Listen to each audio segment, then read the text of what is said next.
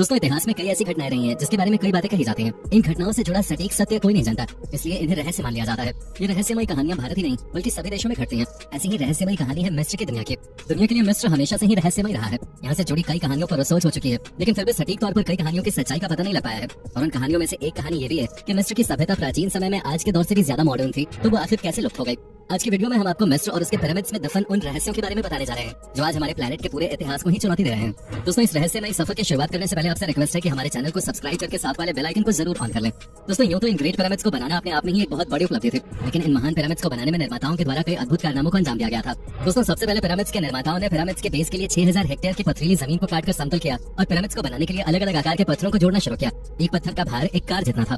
कई granite blocks को 500 मील से भी ज्यादा दूरी से लाया गया था और हर ब्लॉक का वजन 12 से 17 टन के बीच था। इन ब्लॉक्स को 210 फीट की ऊंचाई पे फिक्स किया गया था, जो कि आज के समय में भी असंभव लगता है।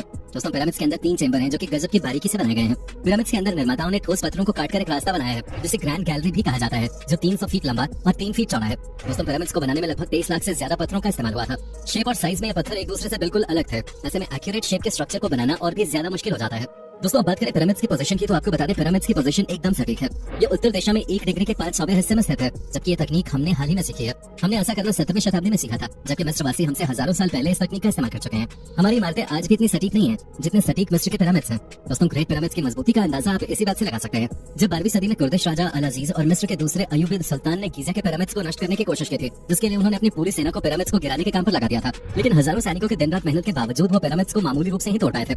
इतिहासकार बताते हैं ऐसा इसलिए था कि पिरामिड्स बहुत ज्यादा मजबूत और अत्यधिक बड़े थे, जिसके बाद चाहकर भी कुर्दिश राजा अपने मंसूबों को पूरा नहीं कर सके। दोस्तों भले ही वो अपने मंसूबों को पूरा नहीं कर सके, लेकिन उन्होंने पिरामिड्स को कुछ ऐसे दाग जरूर दे दिए जिन्हें आज भी पिरामिड्स पर देखा जा सकता है। दोस्तों पिरामिड्स की वास्तव में 8 साइड्स हैं। आपको बता दें कि 4 साइड्स के मुकाबले 8 साइड्स के पिरामिड्स को बनाना और भी ज्यादा जटिल हो जाता है, लेकिन पिरामिड्स की 8 साइड्स एक स्पेशल एंगल से ही दिखाई देती हैं। दोस्तों मिस्रवासियों ने पिरामिड्स को बहुत ही तेजी से बना लिया था। मिस्र के विशेषज्ञों का मानना है कि पिरामिड्स को बनाने में सिर्फ 23 साल ही लगे थे, लेकिन सोचने वाली बात तो यह है कि पिरामिड्स को बनाने में लगभग 23 लाख ब्लॉक्स का इस्तेमाल हुआ था। और अगर उन्होंने 12 घंटे के शिफ्ट में साल के 365 दिन भी काम किया होगा, तो उन्हें हर पत्थर को खदान से काटने, उठाने और उसे सही स्थान तक पहुंचाने में सिर्फ 2.5 मिनट का ही समय मिलेगा। दोस्तों उस जमाने में मिस्रवासियों के पास न तो पहिए थे और न ही स्टील। ये जानकर हैरानी होती है कि पिरामिड्स को सिर्फ कॉपर की छेनियों, स्टोन हैमर और रस्सियों की सहायता से ही बनाया गया था। दोस्तों कई विशेषज्ञों ने पिरामिड्स के आर्किटेक्चर पे बहुत ही ध्यान से अध्ययन किया। उन्होंने पाया कि पिरामिड्स की दीवारों के ब्लॉक्स को आपस में इतनी बारीकी से जोड़ा गया था कि उसमें एक रेजर ब्लेड भी नहीं जा सकता था। इसके अलावा पिरामिड्स में कुछ ब्लॉक्स को इस तरह फिक्स किया गया है कि उनकी शेप और साइज दीवार की दूसरी तरफ के ब्लॉक्स की हुबहू मिरर इमेज है। इस तरह की तकनीक के पीछे कोई न कोई वजह जरूर थे। वास्तव में अगर आपको ऐसी इमारत बनानी है जो काफी मजबूत हो, तो उसे हेट्रोजेनस शेप में बनाना होता है, और पिरामिड्स के निर्माता इस तकनीक को भली भांति जानते थे। यानी कि 4000 साल पहले मिस्रवासी जानते थे कि भूकंप प्रतिरोधी इमारत कैसे बनाई जाती है। दोस्तों प्राचीन मिस्र की लिपि को हिरोजेलिप्स कहा जाता है, और इस इमेज में आप जो हिरोजेलिप्स देख रहे हैं ये अब तक के सबसे रहस्यमय और विवादित हिरोजेलिप्स हैं। इन तस्वीरों को देखने के बाद आप सोच रहे होंगे कि प्राचीन मिस्रवासियों के पास कोई न कोई मॉडर्न टेक्नोलॉजी जरूर रही होगी, लेकिन ऐसा कुछ भी नहीं है। वास्तव में ये तस्वीर कोइंसिडेंस से बनी है। ये मिस्र के 2 फराओस सेती 1 और रामेसेस 2 के नाम है, जो आपस में मिल गए थे। जब इन्हें अलग किया गया तो ये तस्वीर सामने आ गई।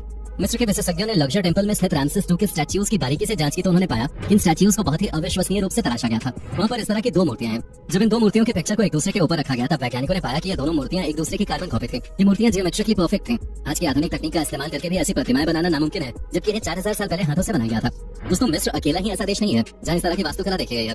दुनिया में ऐसी 9 जगह हैं जहाँ बिल्कुल मिस्र जैसी वास्तुकला का इस्तेमाल हुआ है। उनमें से कुछ जगह हैं ईस्टर आइलैंड, नास्का, कुस्को, सेक्सिबैमन, ओल्लेंटेटाम्बो और माचू पिच्चू। इन सभी जगहों पर बड़े बड़े पत्थरों की जो दीवारें मिली हैं, उन्हें ठीक उसी तरह बनाया गया है जैसे मिस्र में स्थित लक्जर टेंपल और बाकी मंदिरों की दीवारों को बनाया गया था। रिसर्चर्स का मानना है कि इजिप्ट और दुनिया की अन्य ऐतिहासिक इमारतों में कोई न कोई कनेक्शन जरूर है। जिसके बाद उन्होंने अपनी रिसर्च में पाया कि Easter Island, Nazca, Ollantaytambo, Machu Picchu, Giza, Petra, Mohenjodaro, Khajuraho, पेआय, सुखोथाई और एंकोर वैट, ये सभी ऐतिहासिक स्थल आश्चर्यजनक रूप से पृथ्वी पर एक सीधी रेखा में स्थित हैं, जो पृथ्वी पर एक परफेक्ट सर्कल बनाते हैं। ये सर्कल वहीं पर खत्म होता है जहाँ से हमने शुरू किया था, यानी कि ईस्टर आइलैंड पर। दोस्तों आपको क्या लगता है, क्या ये सभी जगह कोइंसिडेंस से बनी थी या इन्हें किसी खास कारण से बनाया गया था?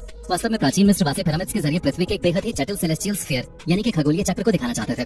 पिरामिड्स अंतरिक्ष में मौजूद तारामंडलों की खास स्थिति के अनुसार बनाए गए थे। पिरामिड्स की स्थिति की बारीकी से जांच करने के बाद ये पता चला कि हर तारामंडल 72 साल में 1 डिग्री खिसक जाता है और एक तारामंडल को पृथ्वी का एक चक्कर पूरा करने में 26,000 साल लगते हैं। दरअसल पिरामिड्स के चारों कोने अंतरिक्ष में मौजूद 4 नक्षत्र को दिखाते हैं। ये नक्षत्र हैं टॉरस, लियो, स्कॉर्पियो और एक्वेरियस। दोस्तों पिरामिड्स 2 परफेक्ट एक्सिस पे बने हुए हैं, जिनके नाम है उत्तर और दक्षिण गोलार्ध एक्सिस। दक्षिण गोलार्ध एक्सिस पर स्फिंक्स बना हुआ है और स्फिंक्स लियो राशि की दिशा में ही स्थित है। इतिहासकारों का मानना है कि स्फिंक्स को पिरामिड्स के बहुत बाद में बनवाया गया था, लेकिन हो सकता है कि वो गलत हो। इस ट्रायंगल को देखिए, ये बिल्कुल पिरामिड्स के आकार का ही है। इस ट्रायंगल की एक साइड स्फिंक्स के सर से टकराती है।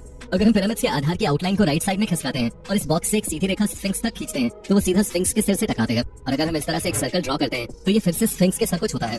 शायद यही हमारा जवाब है कि गीजा के पिरामिड्स एक एस्ट्रोनॉमिकल क्लॉक है, जिसका मतलब होता है कि प्राचीन समय में ये पिरामिड्स न केवल अंतरिक्ष में मौजूद प्रत्येक नक्षत्र की जानकारी देते थे, बल्कि स्पेस में होने वाली छोटी से छोटी मूवमेंट को भी सुनकर उसके बारे में बता सकते थे।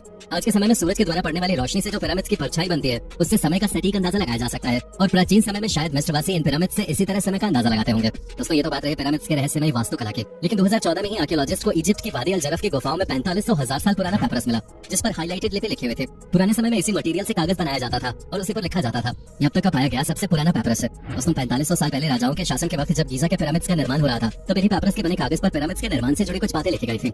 रिसर्चर्स ने जब इस पर लिखी लिपि को डिकोड किया तो उन्होंने पाया कि इस पर लिखा हुआ था कि हजारों मजदूरों ने लाखों टन लाइमस्टोन को दोहरा की खदानों से यहाँ तक पहुंचाया था, जिससे ये थ्योरी कहीं न कहीं सही मानी जा सकती है कि पिरामिड्स को इंसानों ने ही बनाया था। खैर, आपको बता दें कि ये पेपरस इजिप्ट की राजधानी कायरो के म्यूजियम में आज भी सुरक्षित रखा हुआ है।